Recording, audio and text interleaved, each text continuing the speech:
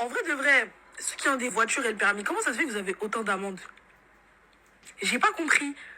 Il y a des gens qui sont endettés à des hauteurs astronomiques. Déjà, pour commencer, Miss, c'est pas toi qui t'es fait épingler par la RDH? Parce que ton visage me dit grave quelque chose. Ensuite, maintenant, pourquoi les gens sont endettés à hauteur de je ne sais pas combien d'euros quand ils ont une voiture? Pour moi, j'ai ma thèse, c'est simple. C'est tout simplement parce que quand on a des amendes, on reçoit l'amende longtemps après. Donc, tu n'as pas forcément conscience sur le moment d'avoir eu une amende. Et en plus, sans parler du fait que maintenant, il y a la vidéo-verbalisation, toutes les choses comme ça qui font que des fois, t'es même pas au courant, t'as une amende. Moi, une fois, je me suis fait vidéo-verbaliser à Paris, dans une ruelle, parce que je m'étais garé dans le sens contraire de la circulation. Ce que tout le monde fait à Paris, la team. Mais bon, bref, ça, c'est une autre affaire. Après, ça vient aussi du fait que les amendes, ça se majore très rapidement. Ce qui fait que si t'en as 2, 3, et que des fois, il y a même des amendes, des fois, t'es même pas au courant que t'en as, tu ne les as pas, tu les reçois juste majorées. Des fois, tu reçois juste des SATD. Enfin, maintenant, faut se dire la vérité, il y a aussi des gens qui n'ont pas les moyens de payer les amendes, donc ils les gardent, ils les accumulent, et tout ça fait qu'au bout d'un moment, ça devient énorme. Faut se le dire, il y a aussi ceux qui veulent pas payer, ça aussi, là, eux, on peut rien faire pour eux. Maintenant, je vais vous donner une astuce, les gens, si jamais vous êtes endettés, vous avez beaucoup d'amendes, c'est simple, vous allez tout simplement au trésor public, vous demandez à avoir un échéancier de paiement, et ils peuvent vous le faire. Et si vous voulez aussi, vous pouvez aller les contacter,